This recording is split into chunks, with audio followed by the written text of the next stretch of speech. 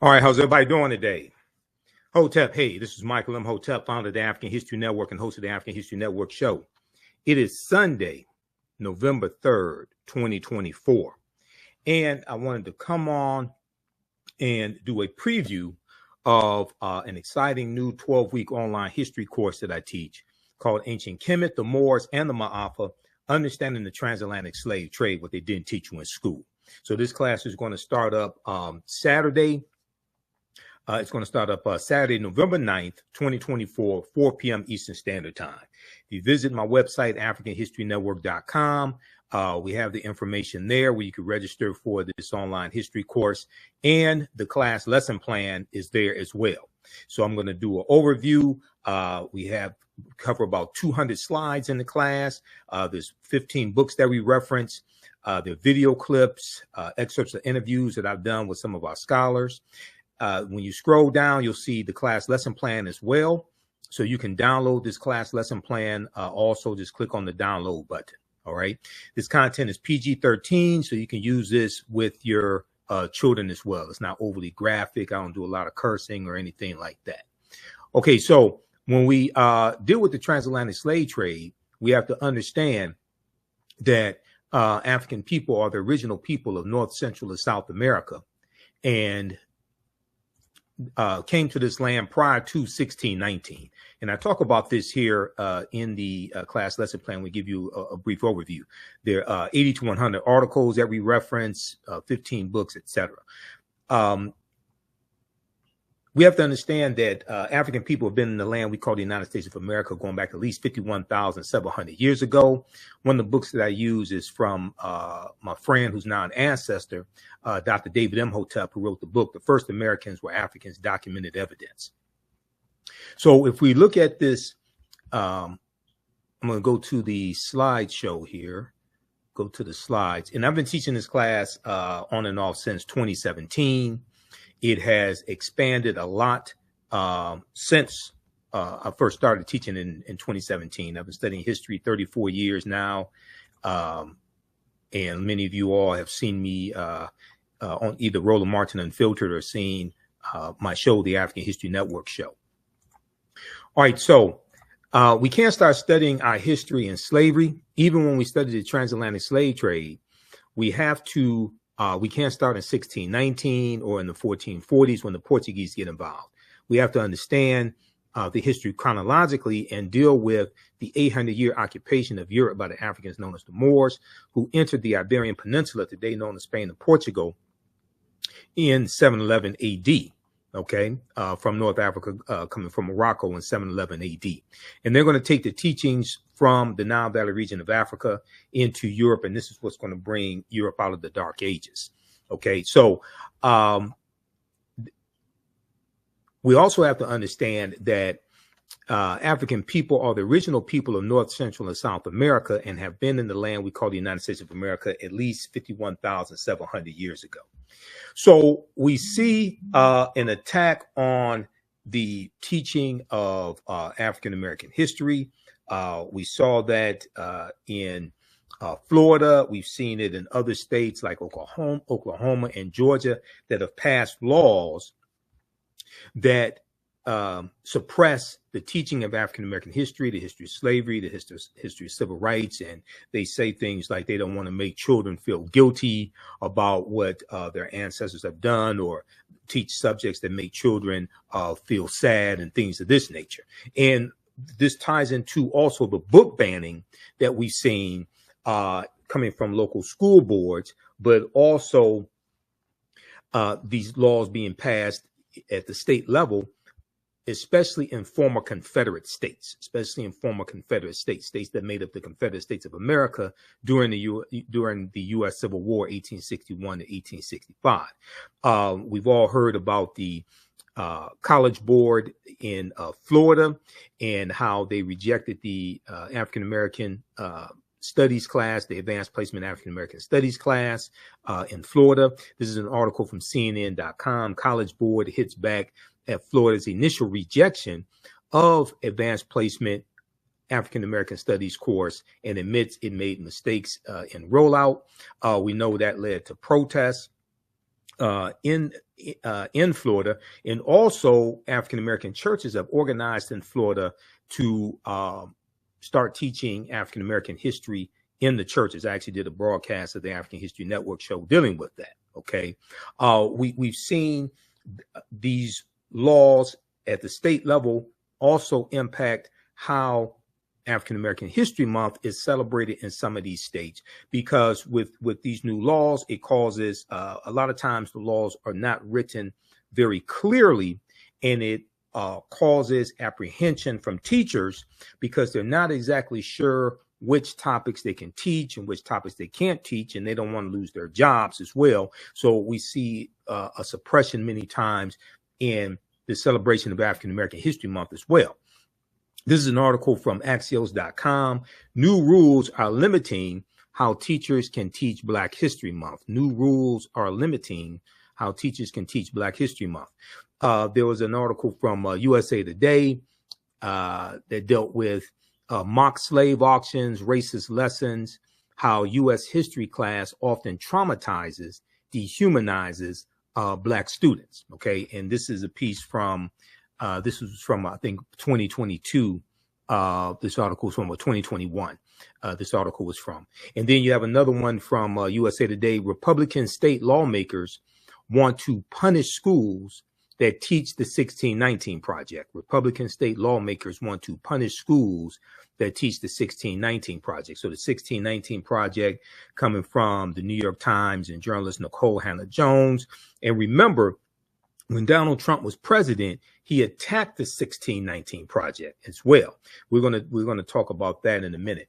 And then you have this piece from NBCNews.com. New Florida standards teach students that some Black people benefited from slavery because it taught useful skills. So this was dealing with the new social studies standards for middle school students. And there was a whole backlash behind that. We covered that here on the African History Network show as well. Now, one of our great Grandmaster Scholar Warriors, Dr. John Henrik Clarke, taught us that all history is a current event. Everything that has ever happened continues to happen in some shape, form, or fashion. So we go through and look at thousands of years of history. In the first class, we lay a foundation, because I know people are coming to conversations like this with different levels of understanding. So one of the things that we do, if we look here at the class lesson plan that's on our website, AfricanHistoryNetwork.com, we'll talk about Dinknesh, who Europeans call Lucy, who was Australopithecus afarensis, who dated back 3.2 million years ago, and she's known as the mother of all humankind. There's a global timeline of history that we use coming from blackpast.org.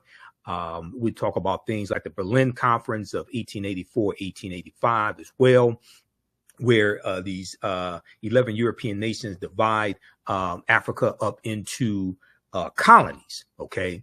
And the geographical boundaries that we see today in Africa largely comes from, is largely a result of the Berlin Conference of 1884 and 1885.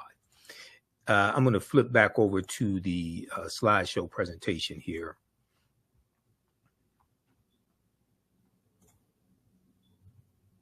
All right, so when we look at Dinknesh, and her remains were found, it was about 40% of the remains, her remains that were found, and she got the name Lucy from the team that was working with Dr. Donald Johansen. She was found in 1974 in Ethiopia, and his team was listening to the song Lucy in the Sky with Diamonds by the Beatles, so they named her Lucy, okay? And anytime that I speak, I know I may say some things that are outside the circumference of some people's awareness. So just because you know everything that you know about what you know does not mean you know everything there is to know about what you know. There's still things that exist outside the circumference of your own awareness. I learned that from one of my teachers, Dr. Ray Hagins of the African Village.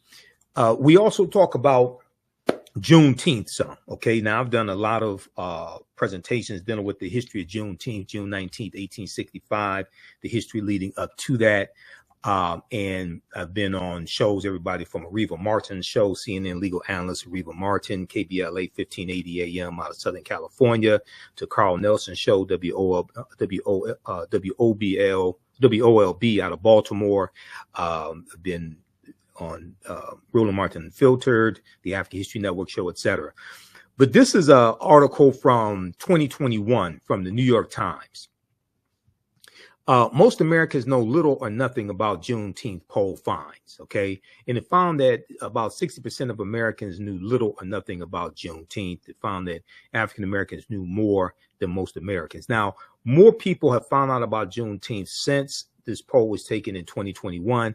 But unfortunately, a lot of what people think they know about Juneteenth is false, because contrary to what is said in mainstream media, Juneteenth was not the last day of slavery. Okay, Juneteenth was not the last day of slavery. And also the Emancipation Proclamation did not free the slaves. We know that Maryland, Missouri, Kentucky, and Delaware were exempt from the Emancipation Proclamation, okay, January 1st, 1863. And the Emancipation Proclamation was put in place. It was not designed to free the slaves. It was an ultimatum that Lincoln gave the South, and it was designed to bring the South back into the Union. That was the goal. It was designed to bring the South back into the Union. So I have extensive research on Juneteenth and leading up to it, but also it's important to understand that Kentucky and Delaware did not abolish slavery until December 18th, 1865, when the 13th Amendment was adopted. Okay, so this is 6 months after Juneteenth. So how could Juneteenth be the last day of slavery? But I can constantly hear in mainstream media them misstating what happened. And even this past June for Juneteenth, I heard on MSNBC and CNN, things like this, them saying that, you know, this was the last day of slavery, etc. No, it was not. And Major General Gordon Granger, when he delivers General Order Number 3 on June 19th, 1865 in Galveston, Texas, there are about 250,000 enslaved Africans all throughout Texas, okay? All of them did not get the news on the same day. All of them did not get the news that they were free on the same day. It's going to take Major General Gordon Granger almost a year to go all throughout the state of Texas. And when he goes in, he has about 2,000 Union troops, most of them African-American men. They have to physically bring Texas back under the control of the Union, because Texas was part of the Confederacy. So it takes almost a year to go through Texas and deliver General Order Number 3 and physically bring Texas back under control of the Confederacy. So June 19th, 1865, even though it did happen, that was the agreed upon date to celebrate Juneteenth and celebrate enslaved Africans in Galveston, Texas, as well as Texas getting the word that they were free. But they did not all get the word on the same day. Okay, they were riding on horseback, not in Escalades. Major General Gordon Granger, they were not riding in Escalades. They didn't have social media. Okay, so that's something else that you learn when you dig into this history. All right, now it's important to understand that Maryland did not abolish slavery until November 1st, 1864. November 1st, 1864. So this is almost 2 years after the Emancipation Proclamation. There's a really good article that I use in the second class that I teach, Black Resistance Movements, 1492 to 1968, from Christopher Columbus to the Haitian Revolution to the Black Power movement. It's called The Not Quite Free State of Maryland. The Not Quite Free State of Maryland. And this piece is from the Washington Post. And it talks about how Maryland dragged its feet when it came to ending slavery. Okay. If we flip over to this here, I just pulled this article up. I want to show this to you. How's everybody doing? Give us a thumbs up, give us a heart, give us a like on this broadcast. You can visit my website, AfricanHistoryNetwork.com. Register for this online course right now, this 12-week online course. We do the sessions live. All the sessions are archived and recorded. You can go back and watch it anytime. So you don't have to be live in class to watch it. You can go back and watch it a year from now, 2 years from now. You'll still have full access to the class. And the content is PG-13, so you can use this with your children. It's not overly graphic. I don't do a lot of cursing, anything like that. The not quite free state. Maryland dragged its feet on emancipation during Civil War. So this is from September 13th, 2013 by Miranda Spivak. And very quickly here, it talks about how the Emancipation Proclamation, which freed the slaves in the state that had seceded, went into effect January 1st, 1863. Now, the states that had seceded is talking about the Confederacy, but the Union had no authority to dictate to the Confederacy anything because those 11 states separated from the Union, starting with South Carolina, December 20th, 1860. And they're going to set up their own government. They're going to form the Confederate States of America in early 1861, right around February 1861. They form the Confederate States of America. They set up their own constitution, their own monetary system. So the Union has no authority to dictate to them to do anything. The Emancipation Proclamation was a military strategy stating that if those territories in rebellion against the Union did not come back into the Union by January 1st, 1863, that their slaves would be set free. Okay. And the preliminary Emancipation Proclamation was issued September 22nd, 1862. So as the article says, but Maryland didn't act until 1864. But Maryland did not act until 1864 when it held a referendum. And even then, the outcome wasn't at all certain. Even then, the outcome wasn't at all certain. And let me try to zoom in some for you on this. Okay. So it goes on to say the vote. So they had in Maryland, they put it on the ballot, okay, to determine whether or not they were going to end slavery. The vote tipped in favor of abolition only after the absentee ballots of soldiers fighting for the North were counted. The final tally was 30,174 in favor of freeing the slaves to 29,799 against it. Okay, so it barely passed. Okay, it barely passed. So on November 1st, 1864, Maryland's slaves were declared free only a few months before Congress would approve the 13th Amendment abolishing slavery.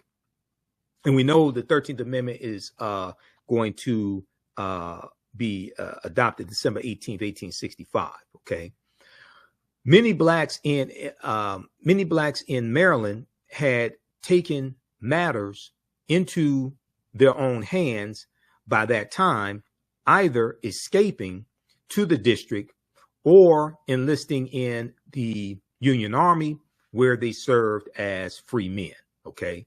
And it's going to be early in December 1865 when the 13th Amendment is going to be ratified, when Georgia ratifies the 13th Amendment. When Georgia passes the 13th Amendment in their state legislature, then you need 3/4 of the state legislatures to ratify an amendment. That's the process of passing a amendment to the U.S. Constitution. Okay, it requires, and let me pull this up here from history.com as well. Here's a piece on this. The 13th Amendment ratified December 6, 1865, when Georgia ratified the 13th Amendment.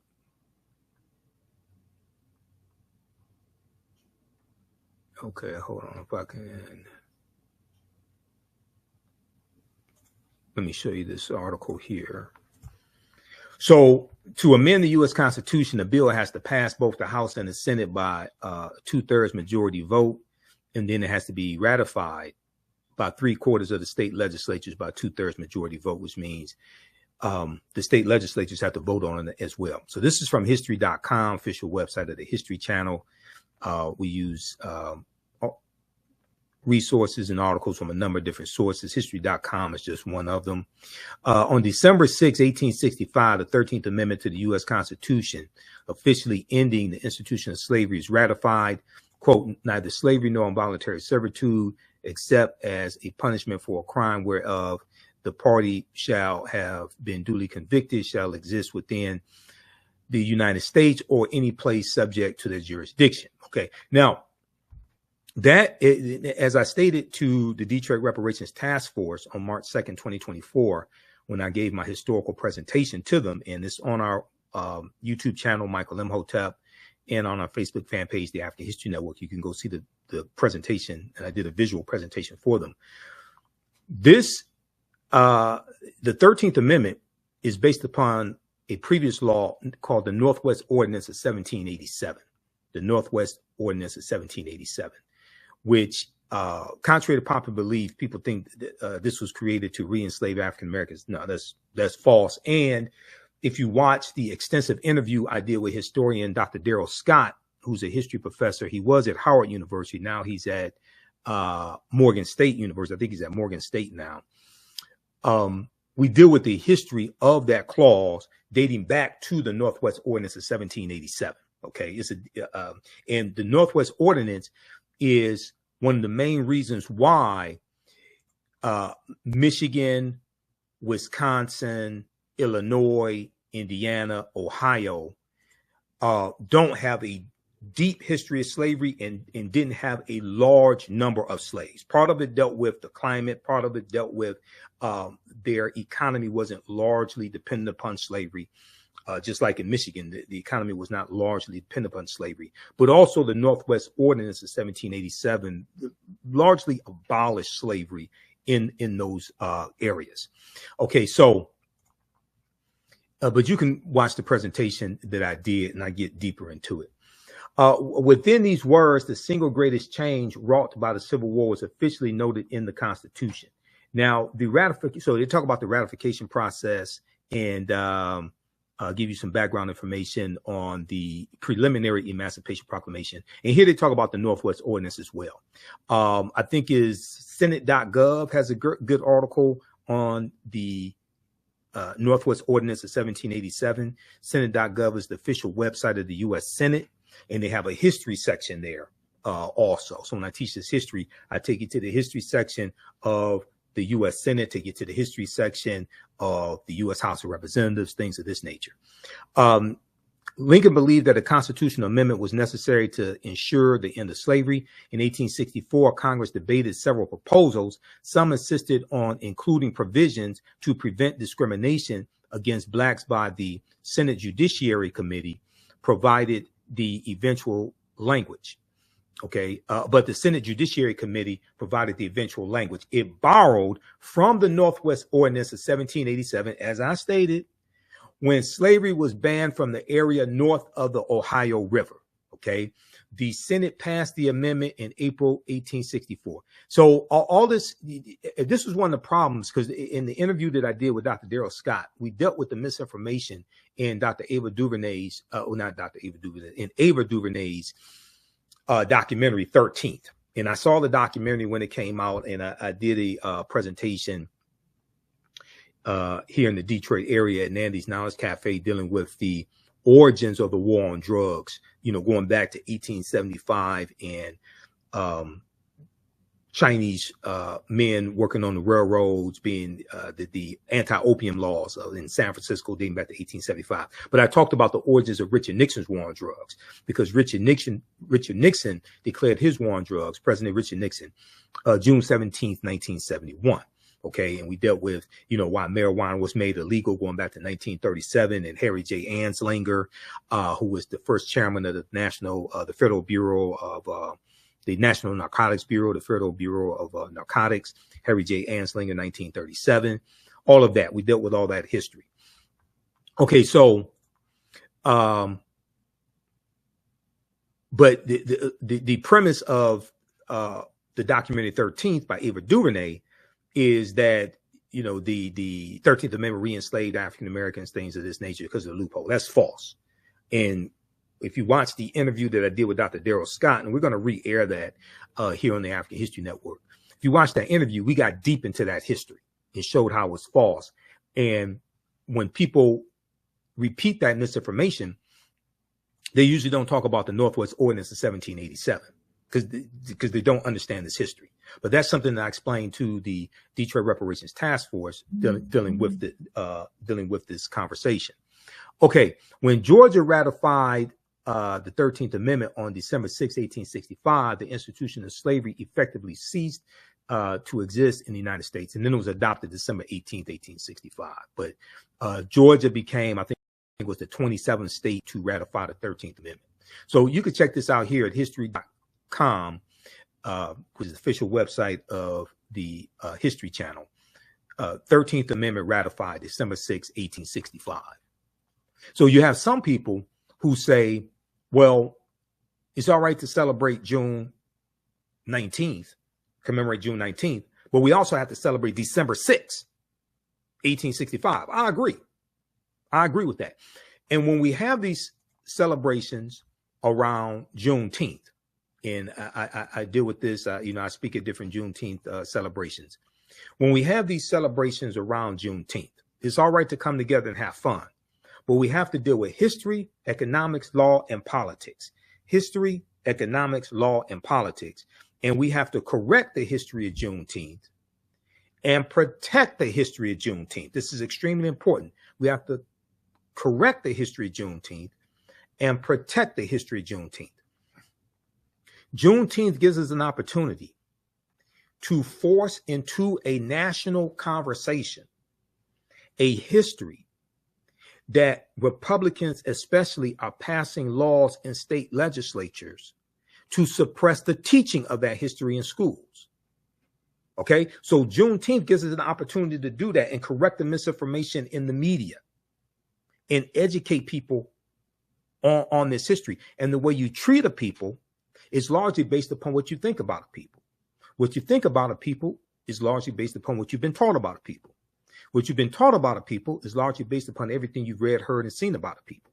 So this is why Dr. Carter G. Woodson, who co-founded the Association for the Study of Negro Life and History in 1915, and who created Negro History Week in 1926, which became Black History Month. This is why he said the history of African Americans had to be taught in every school across the country, not just in schools that we attended, but he understood that everybody had to learn our history. And if you have seen the interview that I did in early 2024 with my friend Professor Manu Ampem, dealing with ancient African civilizations, one of the topics we got into was dealing with the history of Dr. Carter G. Woodson and his research on Africa, but also the creation of the ASALH, Association of the Study of African American Life and History. Okay, all right, now let's continue. Give us a thumbs up, give us a heart, give us a like on this broadcast. And visit our website, AfricanHistoryNetwork.com. If you like this type of information, visit our website, AfricanHistoryNetwork.com, because you can register for this 12-week online history course that starts up Saturday, November 9th, 2024. Classes on sale, $80.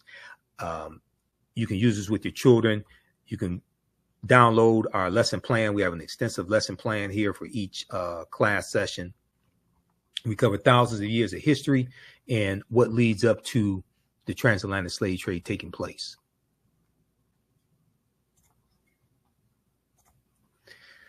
All right, let's continue here. I'm going to go back to the PowerPoint presentation.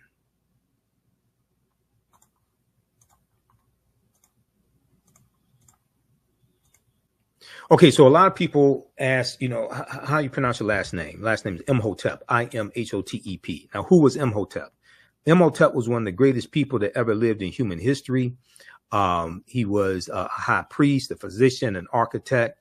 He was a designer of the step pyramid at Saqqara for Nasubiti Zoger, or Pharaoh Zoger, in the Third Dynasty.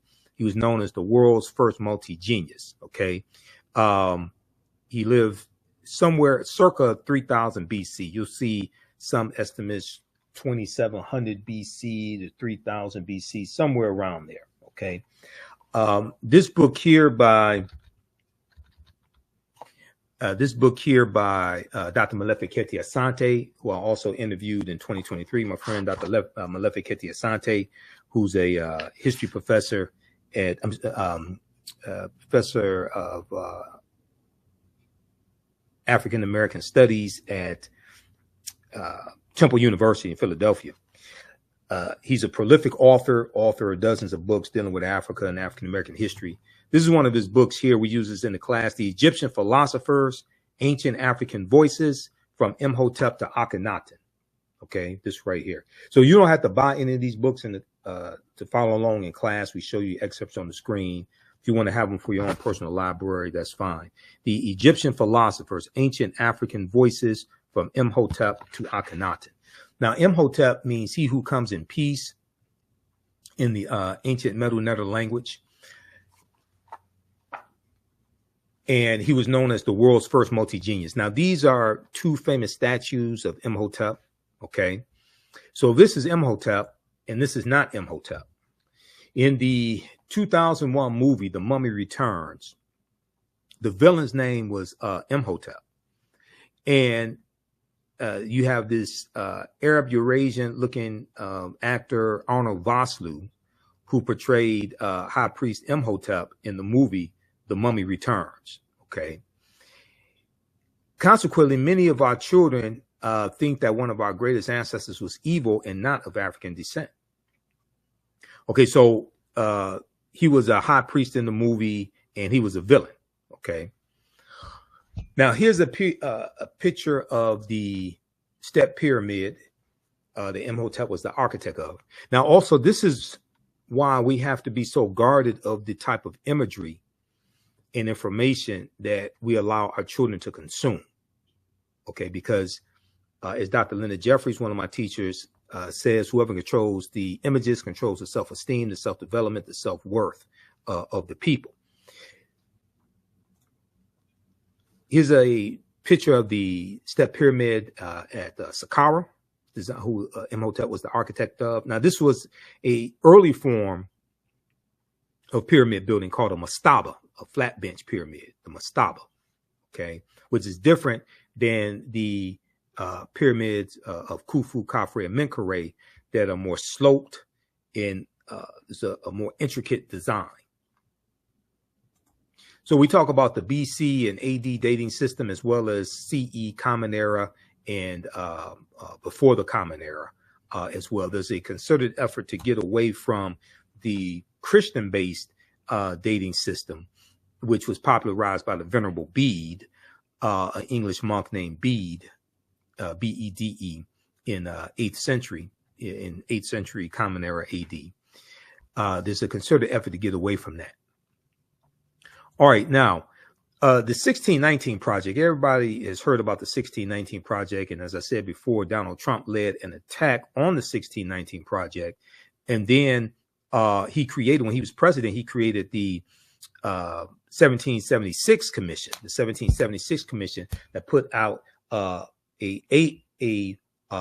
non-historical, ahistorical view of history. Luckily, President Joe Biden disbanded the 1776 Commission when he became president, and he took down that report that they had at whitehouse.gov. All right.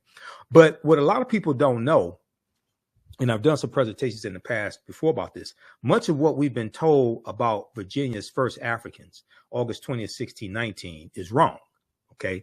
And contrary to popular belief, African people were here in the land we call the United States of America, going back at least 51,700 years ago. Now, this is not saying Native Americans didn't exist, anything like that. No, that's not what I'm saying. I'm saying there were African people here before the people who we call, there were African people here before the people who we have been taught to call Native Americans. All right. We'll get to that in just a minute. So this is a historical marker at Fort Monroe in Virginia, and it notes the arrival of the first Africans in Virginia. This is from the Virginia Department of Historic Resources.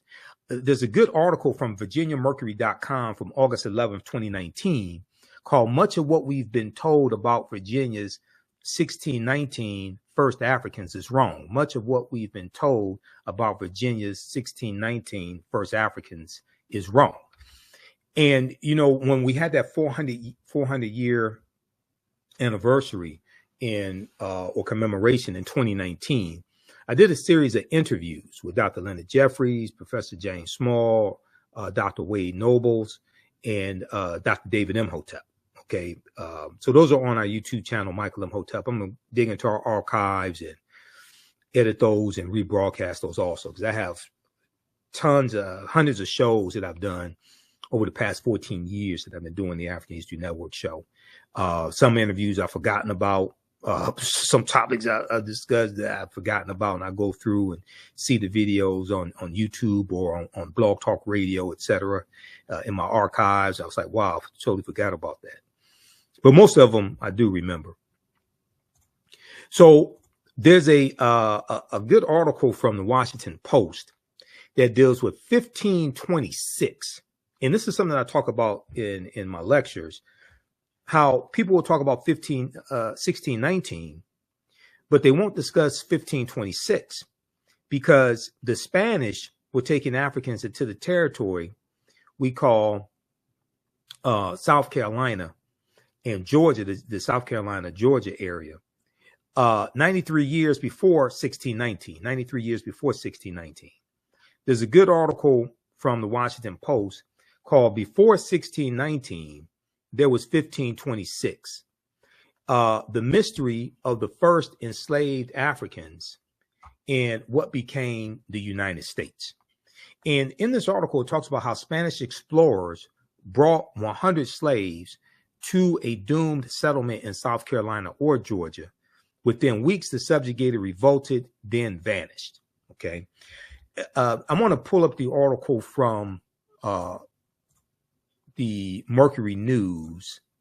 I want to pull that one up because I hear a lot of people saying that Africans first came to this land in August 20, 1619. Okay. And even though that did happen,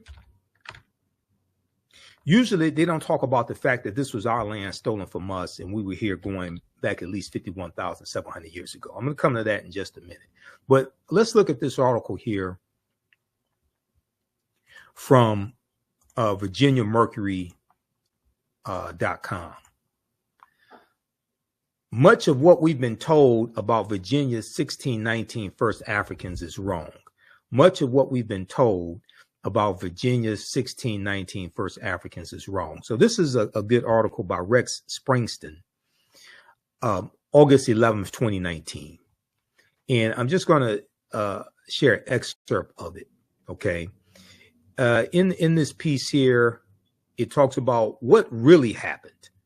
Okay. In 1619.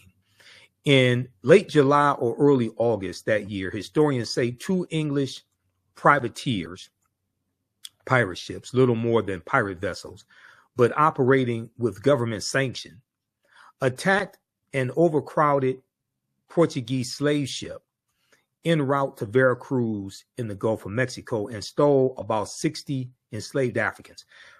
So the Portuguese slave ship was called the San Juan Batista, and they captured about 350 Africans from Angola, okay, and put them on the San Juan Batista. And there were 2 English pirate ships, the White Lion and the Treasurer. They're going to hijack the San Juan Batista and take about 60 African captives. Okay, about a third of them had died on the brutal voyage. About a third of the 350 captives had died on the brutal voyage. In late August, one of the English ships, the White Lion, Lion, the White Lion, showed up at Point Comfort at the mouth of the James River in present-day Hampton, Virginia, and sold perhaps 30 Africans for desperately needed supplies. So it will say 20 and some odd. So around 20, maybe 30, but 20 and some odd Africans. Was that the beginning of slavery in the New World? No. Historians say the Spanish had enslaved Africans in present-day Latin America for more than a century. The beginning of slavery in what became the U.S. Was this the beginning of slavery in what became the U.S.? No. The Spanish took enslaved Africans to a settlement in the present-day Carolinas in 1526. Okay, the Georgia, South Carolina area in 1526, as I just stated. That's 93 years before 1619. These African slaves rebelled and the settlement failed. Also, the Spanish took African slaves to St. Augustine, Florida, which, unlike the Jamestown colony in Virginia, still thrives. That was in 1565. Okay. And we know that you had Africans being taken into Bermuda in 1616, which was an English colony. It turns out that enslaved Africans were taken to English-controlled Bermuda, part of North America, in 1616. So that's 3 years before, even though that's not part of the contiguous United States, but that was an English colony. That's 3 years before 1619. Okay, so read the rest of this article as well, and we deal with this in the class. Much of what we've been told about Virginia's 1619 first Africans is wrong. The other thing that a lot of people don't understand is that codified slave laws did not exist in any of the 13 colonies, or what would become the 13 colonies, in 1619. Okay, codified slave laws didn't exist then. If you look at one of the books we use in the class is Before the Mayflower by Lerone Bennett Jr. And I think I have it in this presentation here, the page 40 from the 6th edition of Before the Mayflower. And if I don't have it, I'll pull it up. Let me see here. Where is that? Okay, it's later in the presentation right here. This is from page 40 of Before the Mayflower by Lerone Bennett Jr. Okay, and then you have to understand Bacon's Rebellion also to understand this, and we deal with Bacon's Rebellion in the class as well. And actually, let me show you this here. Okay, I have it. I forgot that I have I scanned this and have the PDF. So this is what I show you in class. I'll show you. I'm gonna zoom in. I'll go through this again. I'm gonna zoom in on this. Okay, so you should be able to see this better. Sorry about that. Okay, so this is from page 40 of Before the Mayflower by Lerone Bennett Jr., 6th edition. Okay.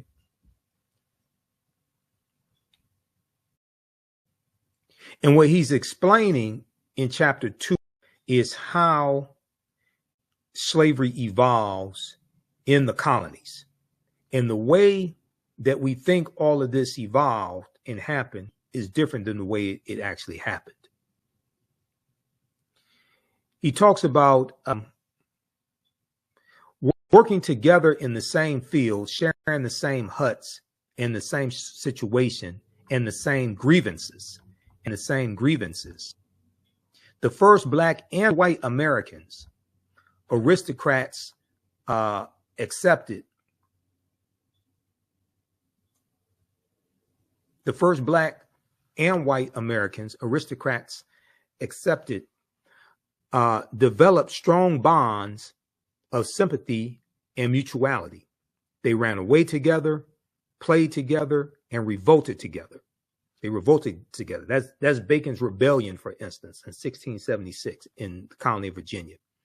They mated and married, siring a sizable mixed population.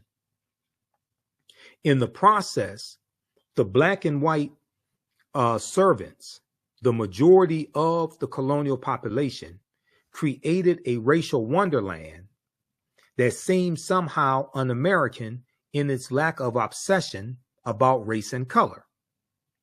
There was, to be sure, prejudice then, but it was largely English class prejudice, which was distributed without regard to race, creed, or color. There were also,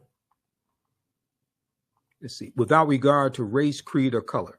There were also, needless to say, prejudiced individuals in the colony, but this is a fundamental difference between prejudice and racism. Their personal quirks and obsessions were not focused and directed by the organized will of a community. So racism is a system of advantage and privilege distributed based upon race, coming out of the ideology of European white supremacy. Racism occurs when one race of people control the majority of the wealth, power, resources, benefits, privileges, land, access to education, access to opportunity, jobs, etc. And they use that to marginalize, subordinate, and do harm to another race of people by encoding that into the laws, into the legal systems, etc. This is racism. Racism is a system of advantage and privilege distributed based upon race. That's different than prejudice. That's different than somebody having a predisposition to people based upon race, creed, or color, or not liking people, or bigotry, not liking people because of their race or ethnicity or something like that. Racism is a power structure. Racism is encoded into the laws and policies. Okay, so let's go back to this page 40 of Before the Mayflower. Their personal quirks and obsessions were not focused and directed by the organized will of a community. The basic division at that juncture was between servants and free people. The basic division at that juncture was between servants and free people, and there were whites and blacks on both sides of the line of servants and free people. Of all the improbable aspects of this situation, the oddest to many blacks and whites is that white people did not seem to know that they were white. It appears from surviving evidence that the first white colonists had no conception of themselves as white people. The legal documents identified whites as Englishmen and or Christians. Englishmen and or Christians.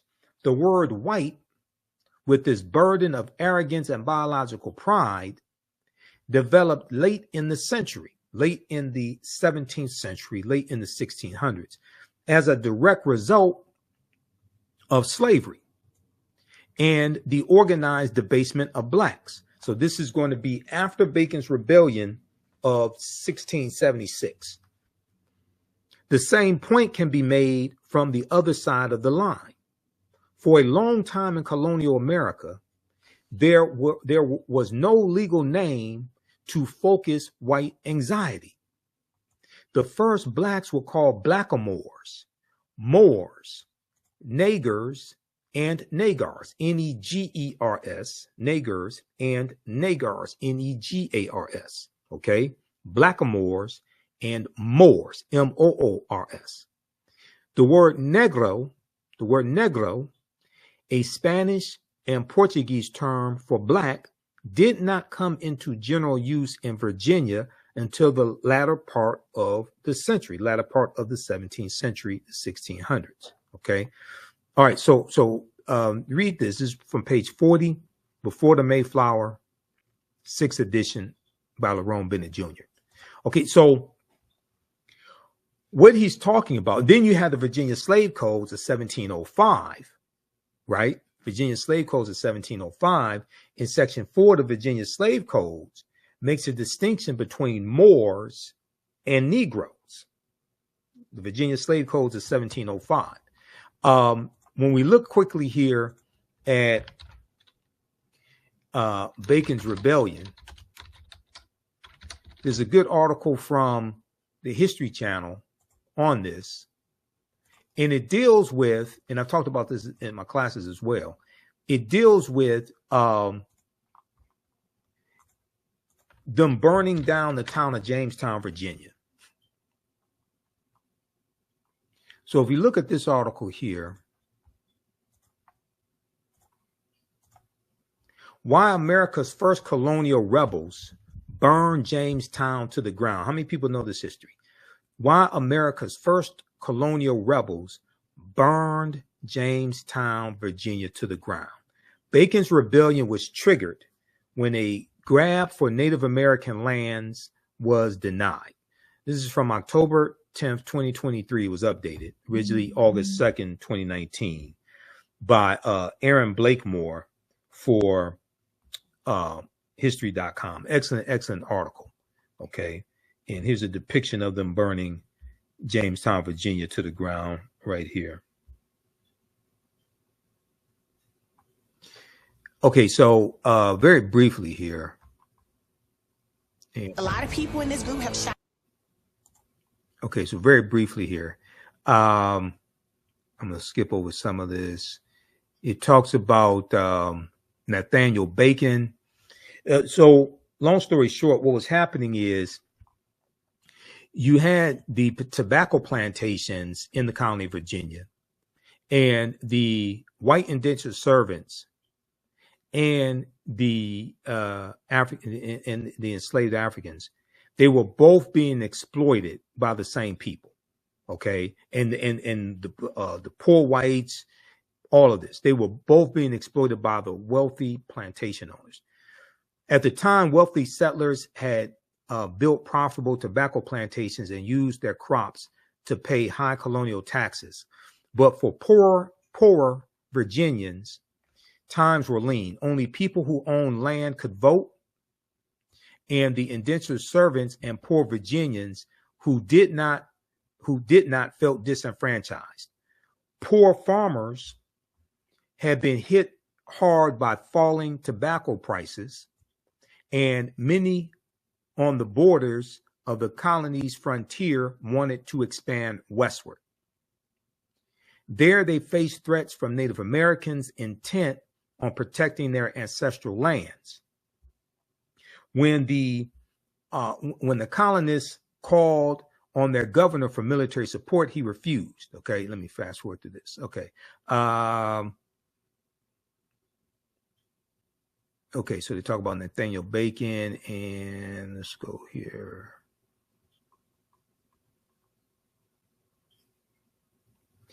Bacon declared a rebel by Virginia governor.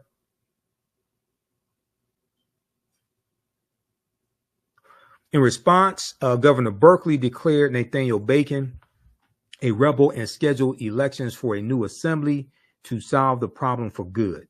But Bacon was immediately elected to that legislative body, and when he headed to Jamestown, Virginia, to begin his tenure there, he was met with a chilly welcome.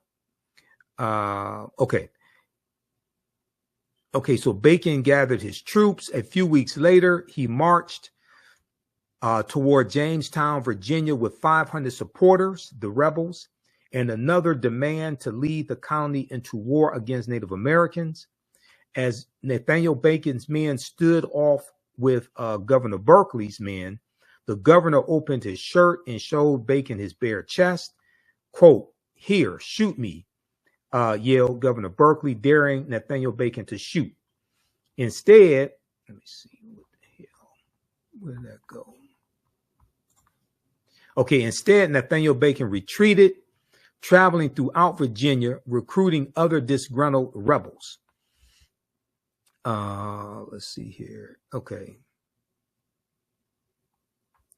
In response, Nathaniel Bacon and his men rushed into Jamestown, rushed into Jamestown, Virginia, burning and pillaging as they went.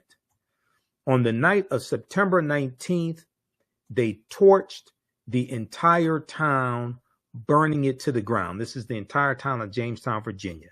On the night of September 19th, they torched the entire town, burning it to the ground. As the embattled governor fled, Nathaniel Bacon's supporters terrorized what remained of the town and the governor's supporters. Okay. Now, I don't know if this was the inspiration for the song, the roof is on fire. We don't need no water. You know, you remember that song? I don't know if Bacon's rebellion and them burning down the town of Jamestown, Virginia was the inspiration for that. Maybe it was. I don't know. Okay. But what's going to happen is this is going to cause a drastic shift in the history that we still feel today. How Bacon's rebellion planted the seeds of race-based slavery. In the aftermath of the rebellion, white planters reacted with alarm to the anger they had seen among the Black Virginians who had joined Bacon's rebellion, because they realized the white indentured servants, poor whites, enslaved African Americans, free African Americans, they all realized that they were being oppressed by the same people, the wealthy elite there in Virginia, the tobacco plantation owners. They realized they had a common enemy, and they all united against their common enemy. Quote, the planters had not been able to control this rowdy labor force of servants and slaves, end quote, historian Ira Berlin told PBS.org, Public Broadcasting System. But soon after Bacon's rebellion, they increasingly distinguished between people of African descent and people of European descent. They enact laws which say that people of African descent are hereditary slaves. So it's going to be after Bacon's rebellion that they're going to institute what we call chattel slavery, in that you are enslaved for perpetuity. Prior to that, as I stated earlier, codified slave laws didn't come into existence until 1641 in colony of Massachusetts. Okay, and then other colonies are going to adopt it. You know, and prior to that, you were an indentured servant for 3 to 5 years, something of that nature, right? So this whole thing is going to evolve. Bacon's rebellion is going to expedite this, and it's going to cause a shift. And then you're going to have the Virginia Slave Codes of 1705. Okay, now planters feared that their white indentured servants could do. They feared what their white indentured servants could do, so they slowly eliminated the system of indentured servitude, relying instead on enslaved Black people, enslaved Africans, to work their plantations. Also, in about 1680, in England, the economy in England improves. So there is a declining amount of people willing to come to the colonies to enter into indentured servitude as well. So you start having a labor shortage. Okay, so now they're shifting more towards African people for slave labor, and they're developing more laws surrounding slavery. Planters feared what their white indentured servants could do, so they slowly eliminated the system of indentured servitude, relying instead on enslaved African people to work their plantations. Backlash from Bacon's rebellion is credited with helping kick off the racial distinctions that defined the colonies and the United States that followed. And we're still dealing with the consequences of the backlash to Bacon's rebellion to this day. Okay, read the rest of this article here. Okay, why America's first colonial rebels burned Jamestown to the ground. Okay, this was Bacon's Rebellion. The article could be subtitled "The roof is on fire," you know, but I guess they didn't want to. I guess they didn't like that title. I told them that's what you should call it, but I guess they didn't like that. So it is what it is. Okay. All right. How's everybody doing? Give us a thumbs up, give us a heart, give us a like on this broadcast. You can register for this 12-week online history course that I teach at our web. You can register at our website, AfricanHistoryNetwork.com. We deal with thousands of years of history and what leads up to the transatlantic slave trade taking place. And then we go through and analyze the transatlantic slave trade as well. It's called Ancient Kemet, the Moors, and the Ma'afa, Understanding the Transatlantic Slave Trade, what they didn't teach you in school. Class number 1 starts Saturday, November 4th, 2024, 4 p.m. Eastern Standard Time. So we do the classes live. All the sessions are archived and recorded. You can go back and watch it anytime. Okay. Click right here to register here for it. You can use this content with your children as well. I would say it's PG-13. It's not overly graphic. We won't do a lot of cursing, anything like that. It's interactive. You can ask questions. We have a live text chat. You can see me. I can't see you. So you don't have to worry about, you remember during COVID and everybody was on Zoom going to work, and you're at home, you got your pajama bottoms on, but you got a suit on top or something like that, or a blouse on top. Okay. So you can wear whatever you want to wear. Okay. I don't take attendance in the class, anything like that. Download the class lesson plan here as well. I'm going to post a link here so you can register for the class. It's at our website, AfricanHistoryNetwork.com. Also, follow me on our Facebook fan page, The African History Network, The African History Network. My YouTube channel, Michael Imhotep, IMHOTEP. And on Instagram, Michael Imhotep as well. You can also, if you want to support us through Cash App or PayPal, you can do that also. You scroll down the page, we have our Cash App information, $ the AHN show through Cash App and through PayPal, paypal.me/the AHN show. We have information here, information about the African History Network show Sundays, 9 p.m. 11 p.m. Eastern Standard Time. But here's our Cash App information, $ the AHN show, SHOW. When you go to it, it'll say Michael and show my picture there, most likely. You click on the link. It takes you to our Cash App QR code. Okay, so you can scan that. These are some fake African History Network Cash App accounts. There's 5 that I have identified. I don't know what Cash App is doing. I'm still trying to get them to shut these fake African History Network Cash App accounts down. Like this one here says, the AHN show, SHO. Ours is the AHN show, SHOW. So they've been stealing money from us. You can click on this link. That's our link for PayPal also. Okay. All right, let's continue here.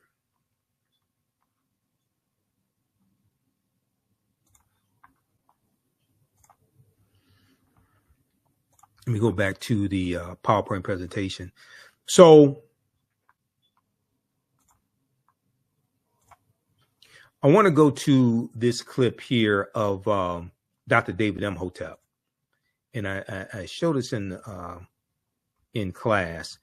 This is from, I think this is about 2011. Dr. David Imhotep was on he was interviewed by WKRP in Cincinnati. Okay. So we deal with, a lot of you have seen the interviews I've done over the past few years with Dr. David Imhotep, who wrote the book, The First Americans Where Africans Documented Evidence, and his follow-up book, The First Americans Where Africans Revised and Expanded. We know he became an ancestor in late 2023. But his book deals with 713 footnotes. Is backed up by 7 peer-reviewed articles. And on page 14 of his book, he talks about how evidence of an African presence 51,700 years ago in a campsite in Allendale County, South Carolina, was discovered by Dr. Albert Goodyear, who's an archaeologist at the University of South Carolina. They found 13 different types of evidence that thoroughly document an African presence in the land we call the United States of America, going back at least 51,700 years ago. So they found artifacts, architecture, campsites, carvings, Egyptian writings, footprints in lava, genetic M174D haploid groups dealing with DNA and genetics, linguistics, paintings, skulls, skeletons, structures, and tools. They found 13 different types of evidence thoroughly documented in African presence. This right here is a picture of Dr. Albert Goodyear. This is an article that came out 20 years ago, November 18th, 2004, from ScienceDaily.com, ScienceDaily.com. The name of this article is New Evidence Puts Man in North America 50,000 years ago, okay? And an excerpt of the article from ScienceDaily.com, and this is a scientific website. They have all types of archaeological discoveries, scientific discoveries, things of this nature. An excerpt from the article says, radiocarbon tests of carbonized plant remains, where artifacts were unearthed last May along the Savannah River in Allendale County by University of South Carolina archaeologist Dr. Albert Goodyear, indicate that the sediments containing these artifacts are at least 50,000 years old, okay? Indicate that the sediments containing these artifacts are at least 50,000 years old, meaning that humans inhabited North America long before the last ice age. So these humans were the short-statured Africans known as the Khoisan, okay? The short-statured Africans known as the Khoisan that come from Southern Africa. An October 2012 genetic study published in Science magazine found that the Khoisan in Southern Africa are the oldest ethnic group of modern humans, with their ancestral line originating about 100,000 years ago. The Khoisan, formerly called by the derogatory term Bushmen, are genetically unique, and no other currently known population had separated so early from our common modern human ancestor, according to the report. So this is an article from Science magazine. Now, here are two Khoisan sisters. These are the short-statured Africans. The Khoisan live mainly in Southern Africa, in territory spanning Botswana, Namibia, Angola, Zambia, Zimbabwe, and South Africa. They are largely divided into two groups, hunters and gatherers, known as the Sans people, or Sans people, and keepers of livestock, known as the Khoi people, okay? Sara Baartman, Sarta J. Baartman, was Khoisan, okay, also known as Hottentot Venus. And, you know, she was sexually exploited in England in the 19th century.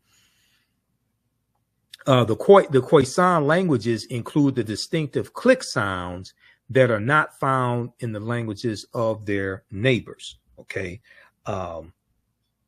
There's an article from AtlantaBlackStar.com called 5 Ethnic Groups That Prove the First Humans Were Black. And it talks about the Khoisan. Okay, now here is the Dr. David Imhotep on being interviewed on WKRP in Cincinnati, Channel 5. For those that remember the TV show with Venus Flytrap and Lonnie Anderson from the late 1970s, early 1980s, about the radio station WKRP in Cincinnati, there really is a WKRP in Cincinnati. I don't know if there's a radio station, but there is a TV station. Let's go to this clip. Wow, and we should say, we have a picture of the book too. It's the first Americans were Africans, and we were talking about Dr. Ivan Van Sertima because I remember back in the 1980s, my dad took me to hear him. He came here to Cincinnati, and his book was They Came Before Columbus, and he talked about you know, how Africans were here. He had a lot of, I mean, great research information, and so it was just kind of eye-opening. But we haven't heard a lot about that recently. So tell us how you got involved here. I'm showing that Africans not only came before Columbus, they came. Wow, and we should say, and we have a picture of the book too. And it's the first Americans were Africans, and we were talking about Dr. Ivan Van Sertima because I remember back in the 1980s, my dad took me to hear him. He came here to Cincinnati, and his book was "They Came Before Columbus," and he talked about how Africans were here. He had a lot of, great research information, and so it was just kind of eye-opening. But we haven't heard a lot about that recently. So tell us how you got involved here. I'm showing that Africans not only came before Columbus, they came before the Indians. So you're going even farther back. I'm going farther back, at least 56,000 years old. Okay, now we've got a graphic up here about 130,000 years ago. Yeah, well, they sailed over here. And when I lecture, people say, well, wait a minute, humans weren't sailing, let alone they weren't boating 130,000 years ago. And I beg to differ. Last year, New York Times quoted the BBC, and they wrote an article on how in Crete they have found a stone industry of stone tools dating back to at least 130,000 years. And Crete has been an island in the middle of the Mediterranean for 5 million years. So they had to sail, and it was a continuous civilization, which means they were going back and forth. They knew how to navigate. So if they got to Crete 130,000 years ago, it's easy 70,000 years later that they could make it to the Americas at 56,000 years ago. Right.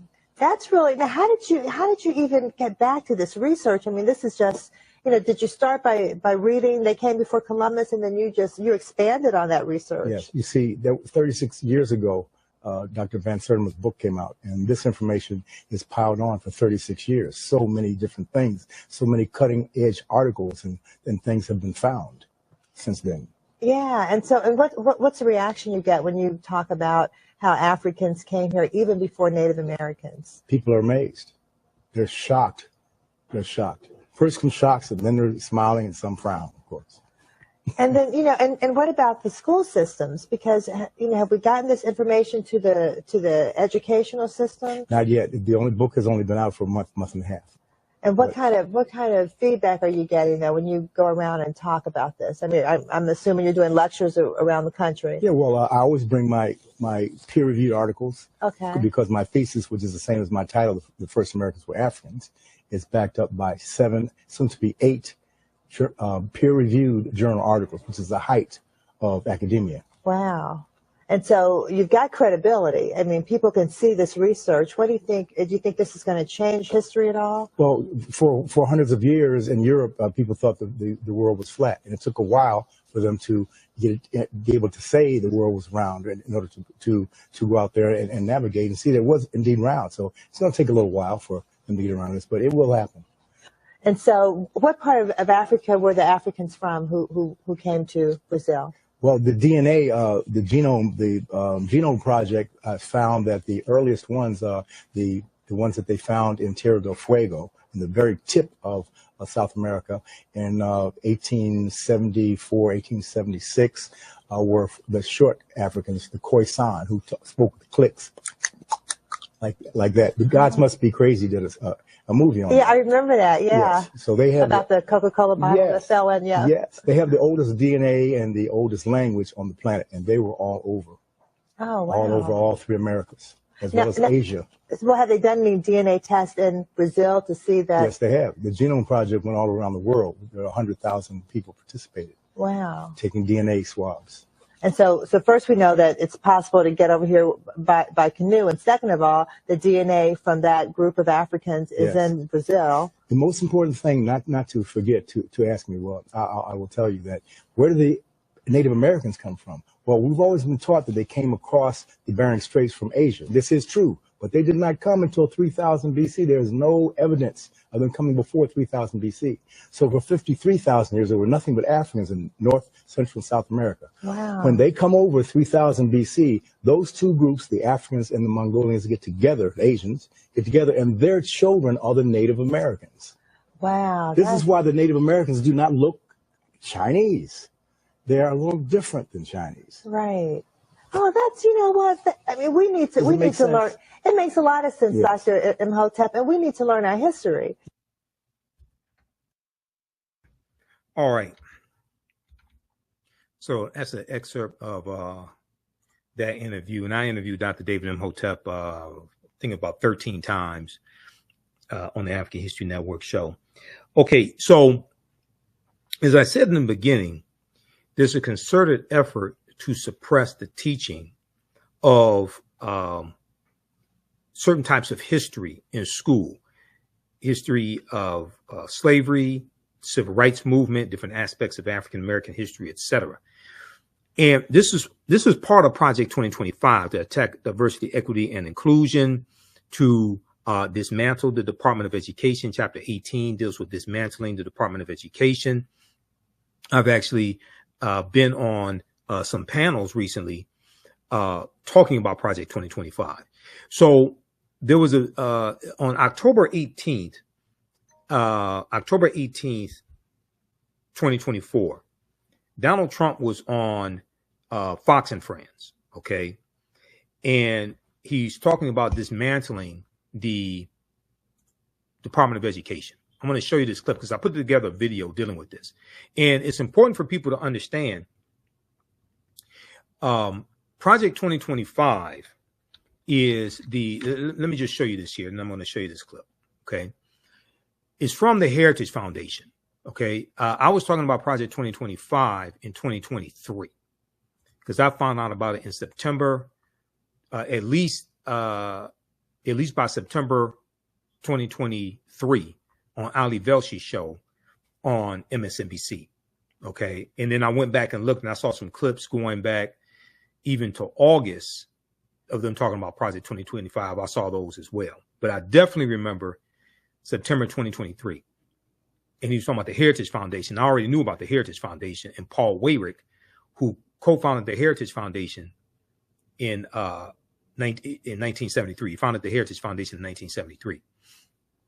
But Project 2025 is called Mandate for Leadership, the Conservative Promise. Mandate for Leadership, the Conservative Promise. It was released in April 2023 by the Heritage Foundation, okay? For a lot of people, this was the first that they heard about the Heritage Foundation. And this was the first that they heard about Mandate for Leadership. The Heritage Foundation has been issuing Mandate for Leadership going back to 1981. Now, this website is from the Heritage Foundation. Just so you know, you can scroll all the way to down to the bottom at project2025.org. It tells you copyright the Heritage Foundation 2023-2024. Okay. So the Heritage Foundation has been issuing their Mandate for Leadership going back to 1981 and for the Reagan administration. And they talk about how the Reagan administration adopted 64% of the policies that they of the policy proposals that they made. That is on page, I think, 885 of Project 2025. And let me switch over, because when you go to this website, you can actually download a PDF of Project 2025. You can download the full, it's a PDF of the full 922 pages. And let me find something here, because I have the PDF here. I want to show you this here. I want the full thing though.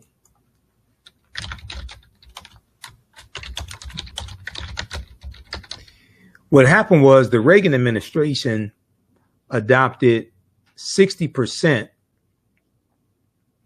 of the policies from Project 2025, from Mandate for Leadership in Reagan's first term. And let's see here.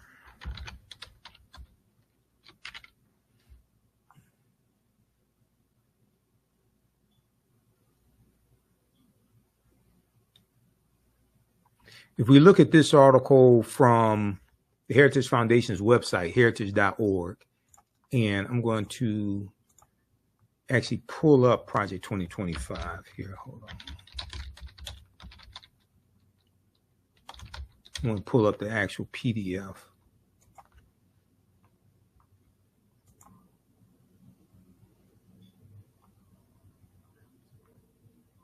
All right. Let's look at this article here, because Project 2025 is also a backlash to the racial reckoning that took place in America after the killing of George Floyd. And you have the attack on critical race theory, attack on diversity, equity, and inclusion, things like this. All of this is connected. If we look at this here, this is from the Heritage Foundation's website, heritage.org. Reagan and Heritage, a unique partnership.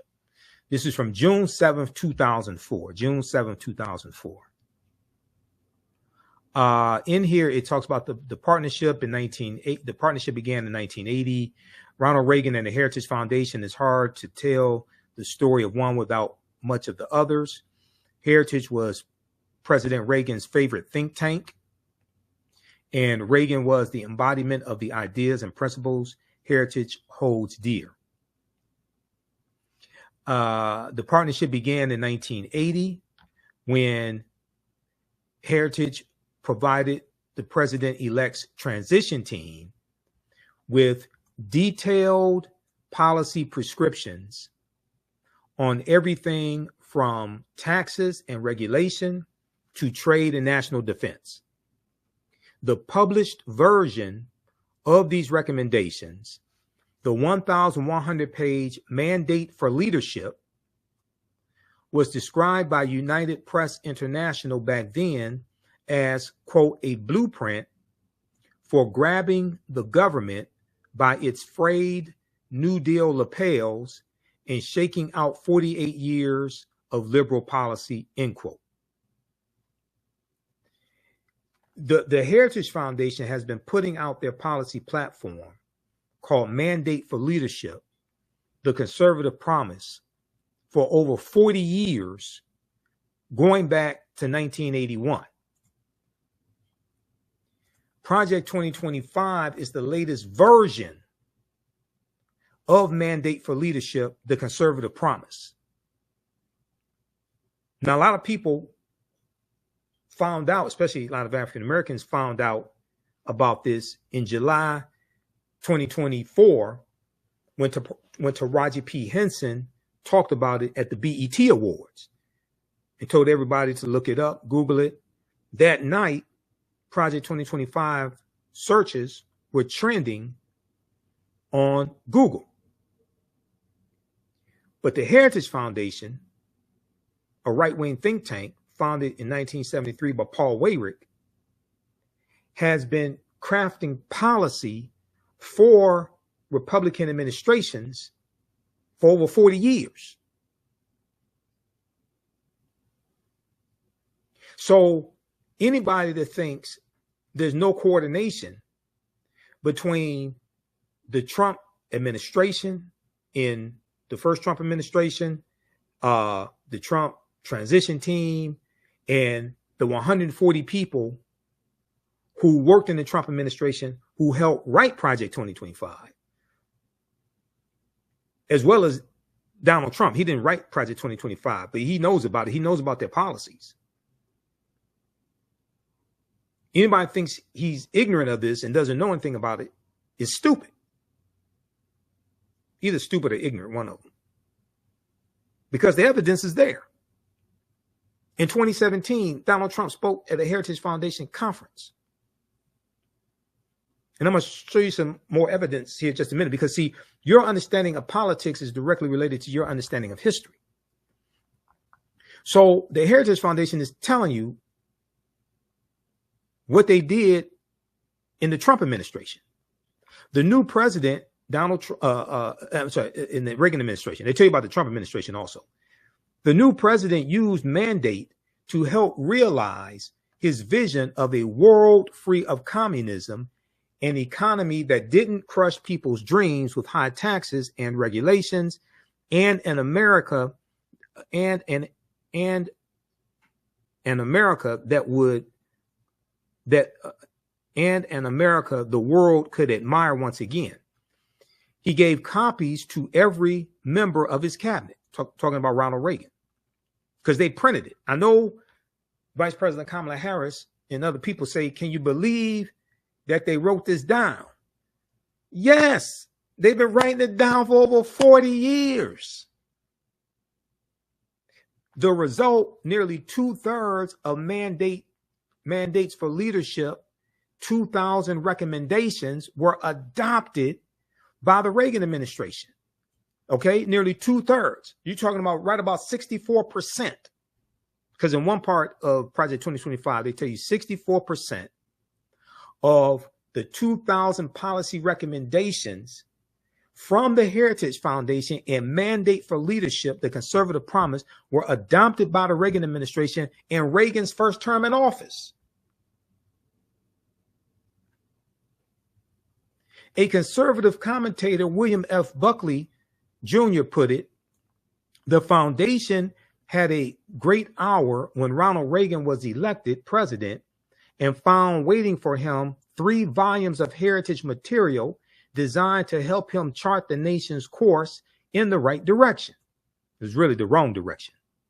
60% of the suggestions enjoined on the new president were acted upon, which is why Mr. Reagan's tenure was 60% successful, end quote, William F. Buckley said. Now, nobody said that Ronald Reagan wrote Mandate for Leadership, the Conservative Promise. In his second term, Ronald Reagan turned again to the Heritage Foundation for ideas and adopted many of them. He recited 22 specific proposals from Mandate for Leadership 2 in his second inaugural address in 1985, prompting the New York Times to say, quote, while the wording of the president's speech and the foundation's document were different, many of the proposals were strikingly similar. It's the same thing between Project 2025 and Donald Trump's Agenda 47. Many of the proposals are strikingly similar. Nobody said Ronald Reagan wrote Mandate for Leadership 2, but he adopted many of those policies. He adopted in his first term, about 64% of those policies. Okay, so read the rest of this here. This is for all the people that don't understand this background history. And then they give you a timeline of history and coordination between Ronald Reagan and the Heritage Foundation. This is at the Heritage Foundation's website. This is from June 7th, 2004. This article is from 20 years ago. Reagan and Heritage, a unique partnership. Some people may call it a partnership made in hell. You know, we won't go as far as to say something like that. Now, let me show you something else here. I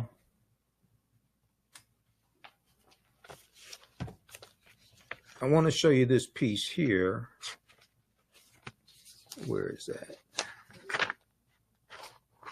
This deals with Trump and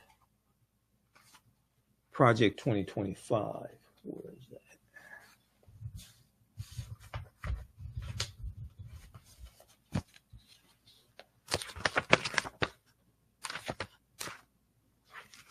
Hold on. I thought I had that.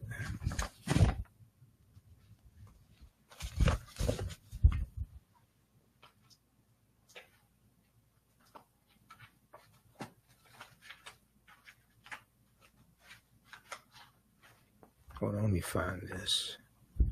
I thought I had it here with the other ones.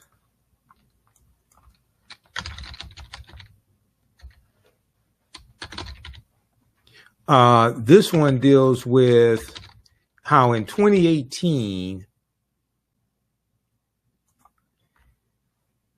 it talks about Trump adopting policies from the Heritage Foundation. Hold on.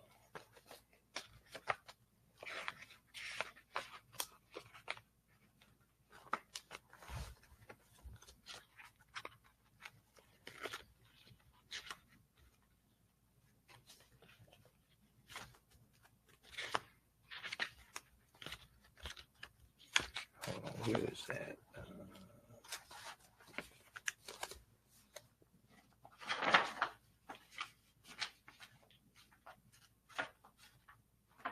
Thought I had it here with my Heritage Foundation articles.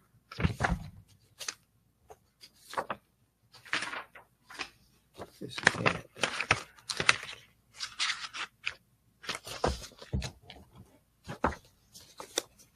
So I want to show this to you.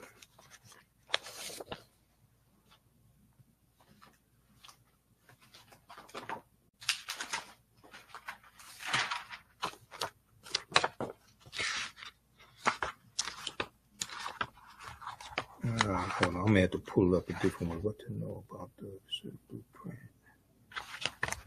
It is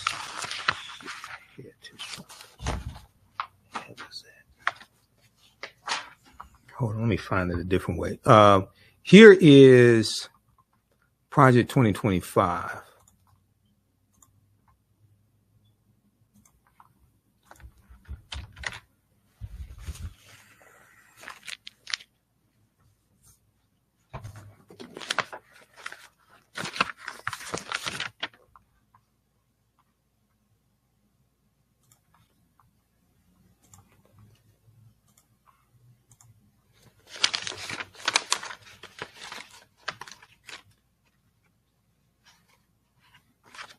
So this is the actual, you can download the PDF from the Heritage Foundation. This is what I'm looking for right here.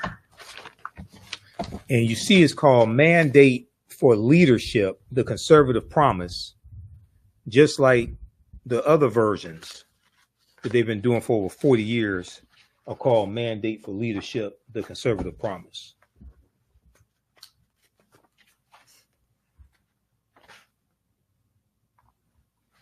All right, now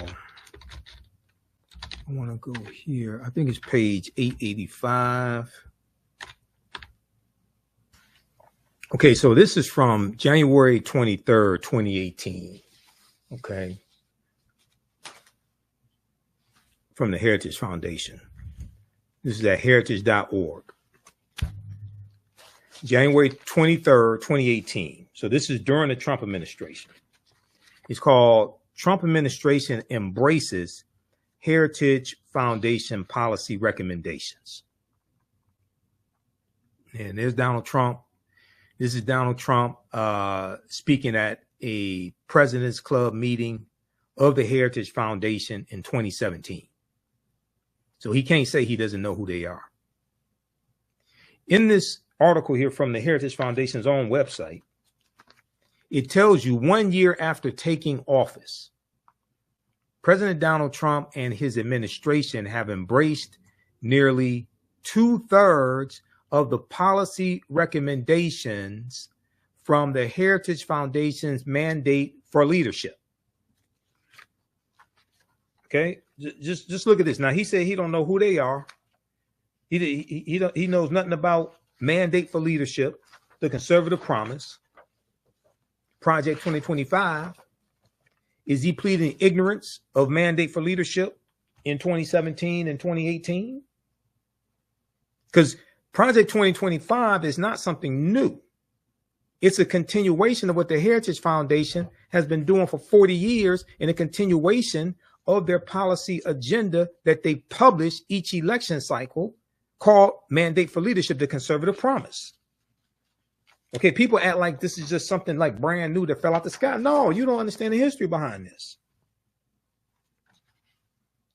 The Mandate for Leadership series includes 5 individual publications totaling approximately 334 unique policy recommendations. Now, this is in 2018, during the Trump administration.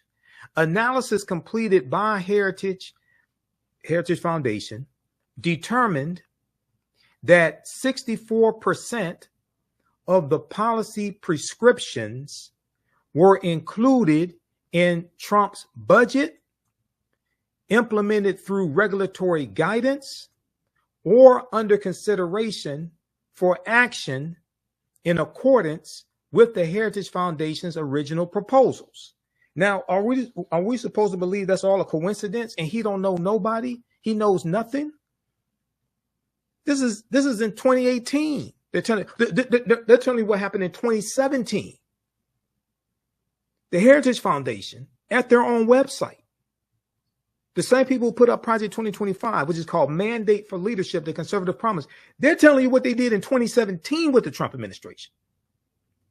Analysis completed by Heritage Foundation determined that 64% of the policy prescriptions were included in Trump's budget, implemented through regulatory guidance, or under consideration for action in accordance with the Heritage Foundation's original proposals. Okay, now check this out. Quote, President Trump had an extraordinary successful first year. They're talking about 2017. Says Thomas Binion, Director of Congressional and Executive Branch Relations at the Heritage Foundation.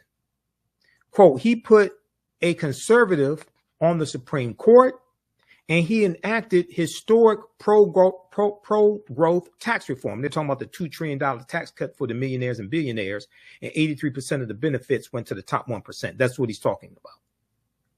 This analysis demonstrates the lesser-known policy success that his administration has been fighting hard to enact, end quote.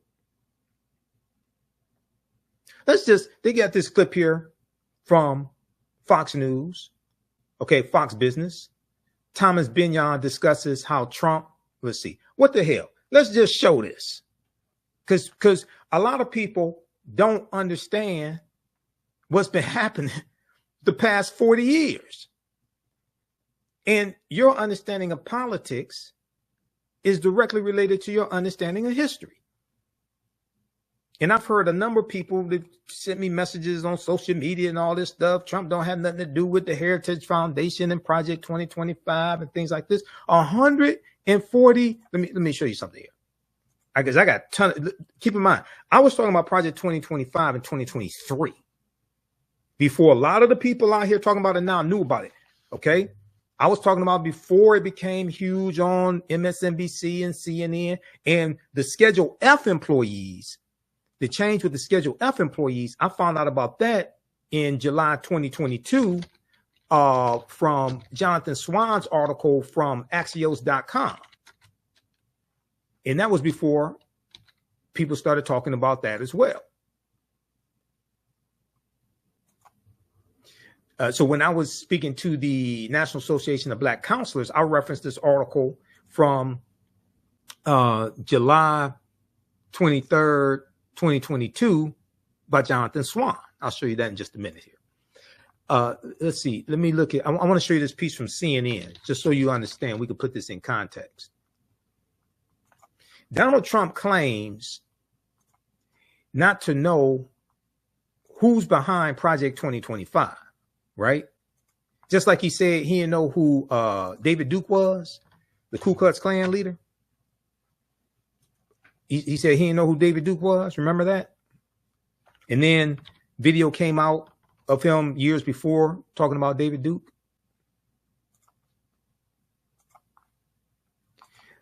This is a good article from CNN.com. Trump claims not to know who is behind Project 2025. A CNN review found at least 140 people who worked for him are involved. A CNN review found at least 140 people who worked for him are involved. Now, this is from July 11, 2024. So all these people around him know about Project 2025, but he's ignorant. He knows absolutely nothing. Don't know who the Heritage Foundation is. I don't have anything to do with them. I have nothing to do with Project 2025.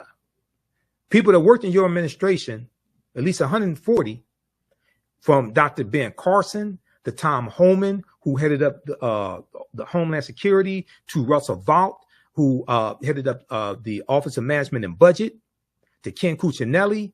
You got all these people that work for you involved in writing this, but you don't know nothing. 6 of his former cabinet secretaries helped write or collaborated on the 900-page playbook for a second Trump term published by the Heritage Foundation. 4 individuals Trump nominated as ambassadors were also involved, along with several enforcers of his controversial immigration crackdown. And about 20 pages are credited to his first deputy chief of staff. In fact, at least 140 people who worked with the Trump administration had a hand in Project 2025, the CNN review found, including more than half of the people listed as authors, editors, and contributors to Mandate for Leadership, the project's extensive manifesto for overhauling the executive branch. Dozens more who staff Trump's government hold positions with conservative groups advising Project 2025, including his former chief of staff, Mark Meadows, and longtime advisor, Stephen Miller. These groups also include several lawyers deeply involved in Trump's attempts to remain in power, such as his impeachment attorney, Jay Sekulow, and 2 of the legal architects of his failed bid to overturn the 2020 presidential election, Cleta Mitchell and John Eastman. Now, all these people are involved, but he don't know nothing. To quantify the scope of the involvement from Trump's orbit, CNN reviewed online biographies, LinkedIn profiles, and news clippings for more than 1,000 people listed on published directories for the 110 organizations on Project 2025's advisory board, as well as the 200 plus names credited with working on Mandate for Leadership.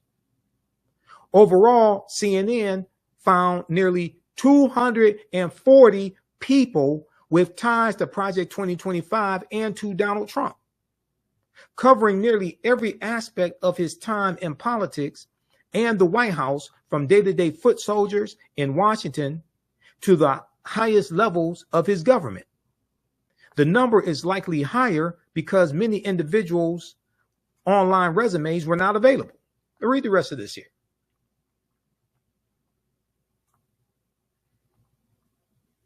Okay, read the rest of this. Trump claims not to know who is behind Project 2025. A CNN review found at least 140 people who work for him are involved.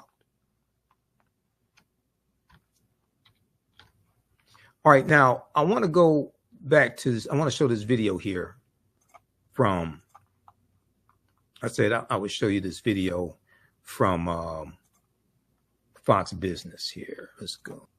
And okay, let's go to this. Year in office than Ronald Reagan did in his first year with respect to conservative agenda. In fact, the conservative group made this determination based on its own agenda of policy recommendations, of which President Trump embraced 64%. President Reagan embraced only 49%. So has President Trump become the new gold standard of conservatism? With me now to discuss Madison Jesse Otto, Washington Times columnist, also National Coalition for Trump advisor, and Tommy Binion, Heritage Foundation, Congressional and Executive Branch Relations Director. Tommy, so Heritage Foundation has the Mandate for Leadership, 5 individual publications, 334 unique policy recommendations, and President Trump took up 64% of them in his budget. Does that make him the new gold standard of conservatism? Absolutely. President Trump is a conservative president. And also, this analysis shows that he's a very active president. He's adopted many of these recommendations and pushed them forward and accomplished many of them. It's things like the Paris Climate Change Agreement. It's things like repealing Barack Obama's net neutrality regulations. Those types of things, these are sort of under-the-radar accomplishments, under-the-radar policies that he's pursued. And yes, they're conservative, and yes, they're good for the country, and this analysis gives him credit for that. You know, Madison, and a lot of the things that we have on the list there really angered the left progressives in the mainstream media, getting out of the Paris Climate Accord, repealing net neutrality. President Trump took a lot of heat of those. Yeah, you know, Charles, what an incredible year for conservatives, and I imagine that we're going to have 3 to 7 more incredible years under President Trump. You know, a lot of people looking back were on the fence, conservatives specifically, concerned about some of the things that he said, but you cannot judge him by what he said, but by what he does. He's always been someone that planned to back up his words with actions. That's exactly what he did. We look at the Supreme Court. That's why a lot of people end up coming over the fence, jumping to the side and voting for him.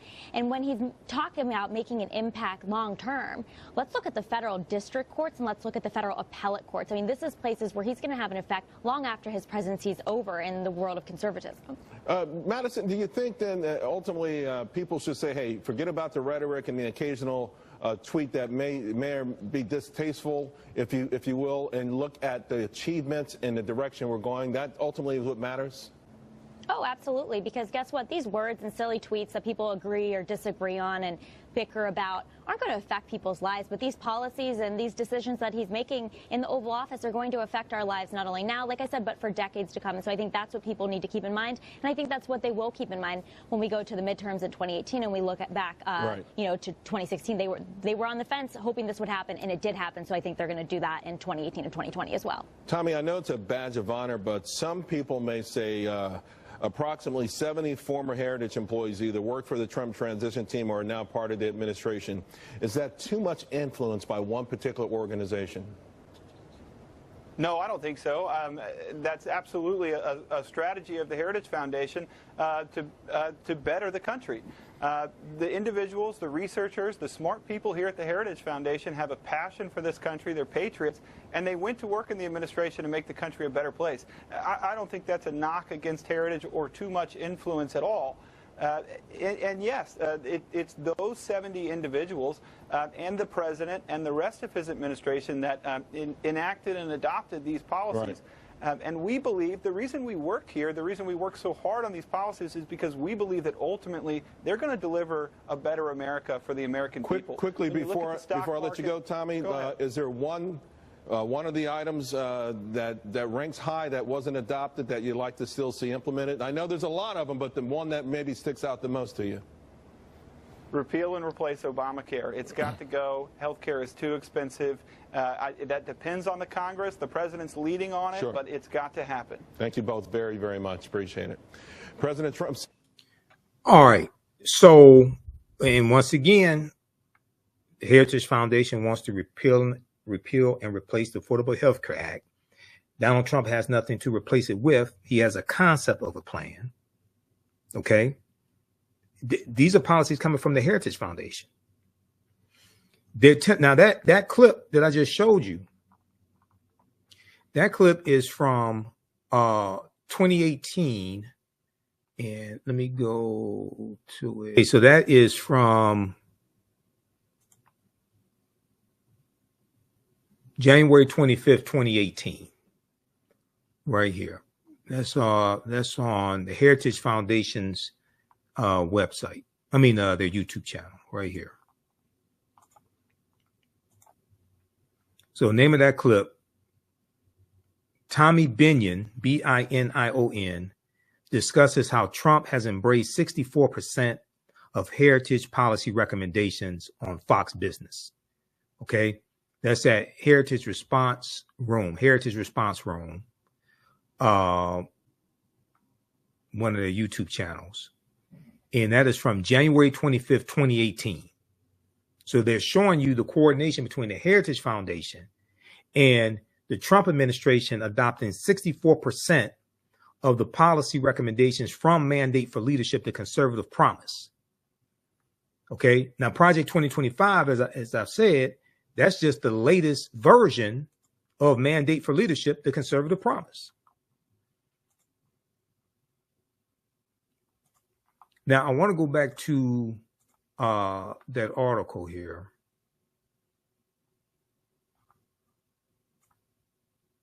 This one right here from January 23rd, 2018, from the Heritage Foundation's website.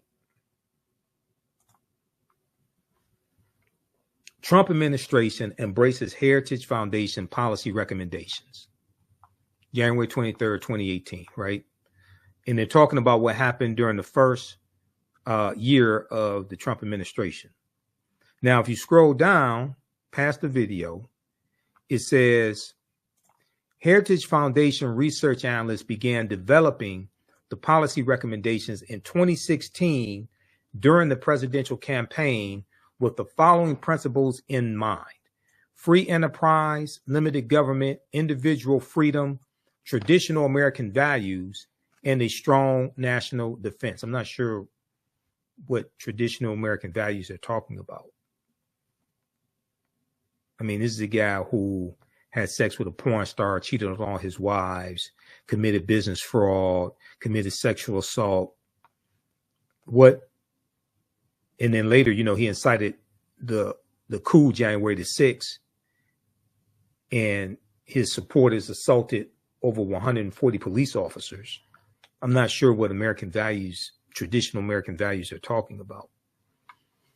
But it goes on to say, with approximately 70 former Heritage Foundation employees working for the Trump transition team or as part of the Trump administration, the policy recommendations coming from Mandate for Leadership, the Conservative Promise, have served as guidelines for reducing the size and scope of the federal government through specific and detailed actions. Okay, so then it goes on to say the first Mandate for Leadership was released in January 1981, containing policy proposals of reform that would make government more efficient and effective. President Ronald Reagan distributed Heritage's book at his first cabinet meeting. Quote, as President Biden did in the 1980s, Tom Binion said, President Trump has embraced the comprehensive recommendations made in the Mandate for Leadership. These achievements have led to economic growth, a stronger national defense, and a restoration of the rule of law. So Project 2025 is called Mandate for Leadership, the Conservative Promise. Trump knows about Mandate for Leadership, the one during his presidency. He's ignorant of this one, and it's from the same people. And at least 140 people that work for him wrote it. Over the past several months, now keep in mind, this article is from January 2018.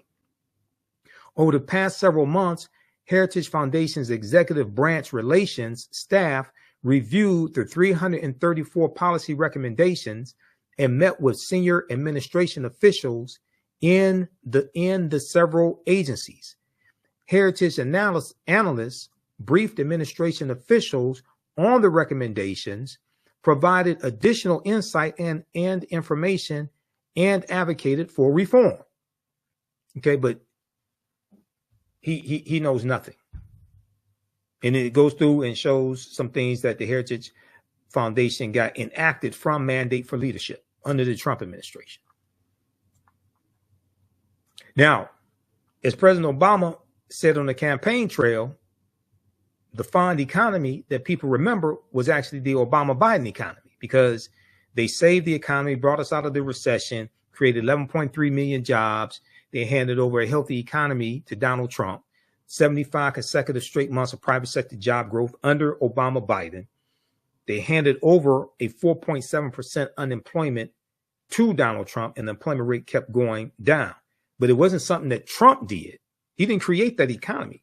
That was Obama-Biden that did that, starting out with the American Recovery Act in 2009, which was an $831 billion bill that had stimulus checks in there. Obama didn't put his signature on the stimulus checks. It jump-started the economy and created 10 years of private sector job growth. And under President Obama, you had 75 consecutive months of private sector job growth. So research that. All this history is connected. Your understanding of politics is directly related to your understanding of history. Okay, let me go back to the PowerPoint presentation in the preview of this class. How you all like this type of information? We left off talking about Dr. David Imhotep, but then got into this discussion here because this deals with history as well. And you can visit our website, AfricanHistoryNetwork.com, AfricanHistoryNetwork.com.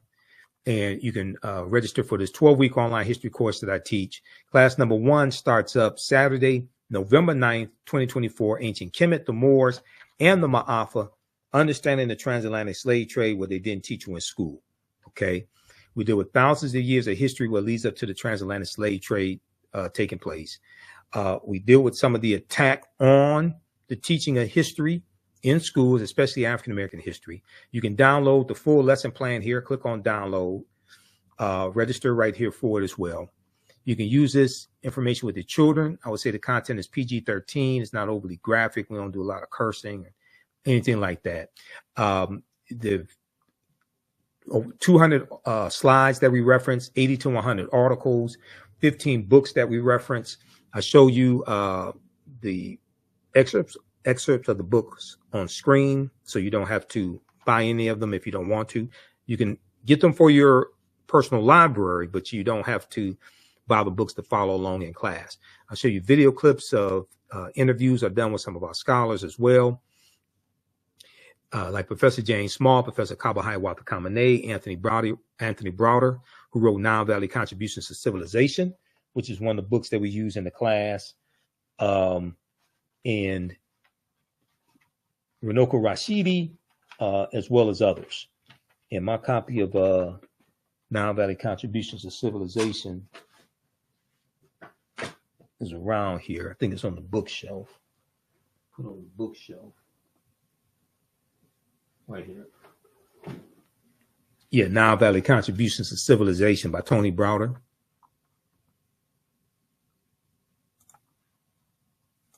This is a fantastic, fantastic book. Definitely want to get this for your library. Okay, so I talked about how Donald Trump said he would shut down the Department of Education. He said this on Fox and Friends. Okay, I want to go to this clip here to show you how elections have consequences. And Chapter 18 of Project 2025 deals with dismantling the Department of Education, which was created by President